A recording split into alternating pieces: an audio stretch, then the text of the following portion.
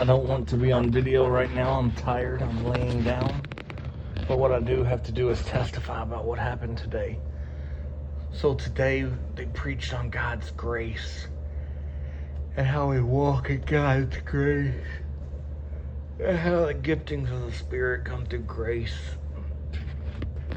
Oh, it's so amazing. The humble, God resists the proud and elevates the humble. So amazing how God pours His grace out on people. He pours it out on the children. Today I got to see the children of the church. It was Halloween. They brought all the children up for prayer. And they asked me to pray impartation over the children. With the stirring up of the gifts. By the laying on of hands. And it was so powerful. I have a gift to see other people's talents. Sometimes I don't see people where they're at. I'll see where they're going. And I have a gift for that from God. And whatever gift you would call that. I'm not exactly sure how to classify it. But as the little children come up for prayer, I would take them by their hand. And I would pray for them. And I would just see all these things that they're going to do. Like some were gifted in like wisdom. Like one kid I heard the Lord say like very wise and smart. And I said, young man, the Lord's telling me you're very smart. He goes, I am. I'm in advanced math already. And I was like, oh, that's so cute. And little gifts of knowledge and words of knowledge the Lord would tell me, and I would prophesy it over these children. And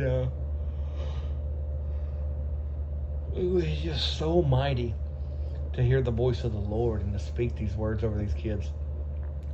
By far the best and most cool thing I've ever done. It was so fulfilling to just prophesy into these children's lives. It was by far one of the coolest things God's ever used me to do. And it's just so amazing. But they had a verse come up there, 111, and that's when God tells me I'm on the right track. And by the way, November 11/1, All Saints Day here is also 111. It's like when you know you're on the right track. But God called me to Baltimore very last minute. Told me to come here. I struggled getting out of bed. I only got like 2 hours, 45 minutes sleep before I had to go catch a flight at 6 a.m. to get here by 8 a.m. and, get ready for the day. And God woke me up 5 minutes before my alarm was going to go off. So I fall asleep for 2 hours, 40 minutes and woke up. That's not normal for me. And God told me, get up and go. And I started. I was like tired. I thought about going back to sleep.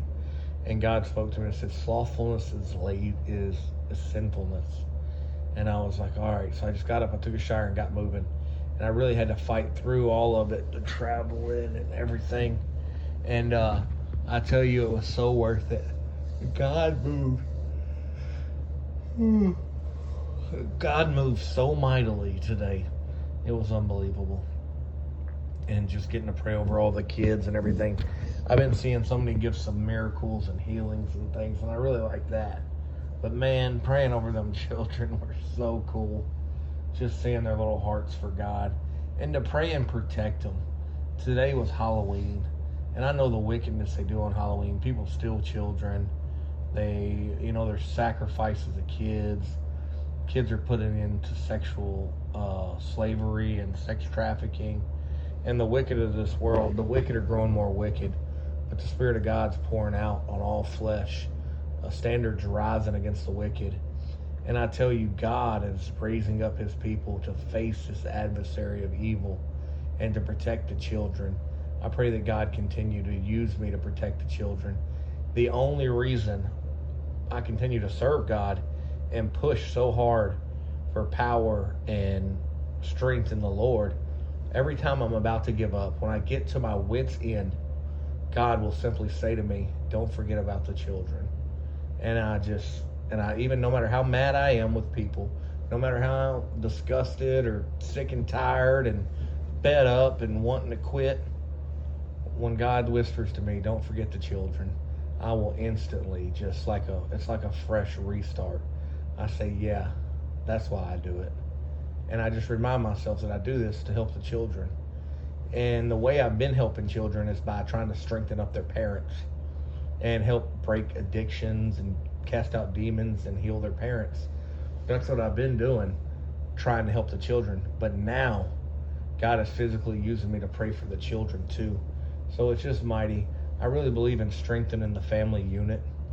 As a kid growing up, I seen the damage a split home, a divorced home can cause, and addiction and all the things that my family battled, both with my mother and my father. I seen the demons that the devil has to throw at us. I seen the evil of this world. I seen a man trying to raise kids alone, being stressed out and reacting in anger and stuff. I had a lot of trauma happen to me as a kid, but through it all, I had Jesus. I never once felt like I was a victim.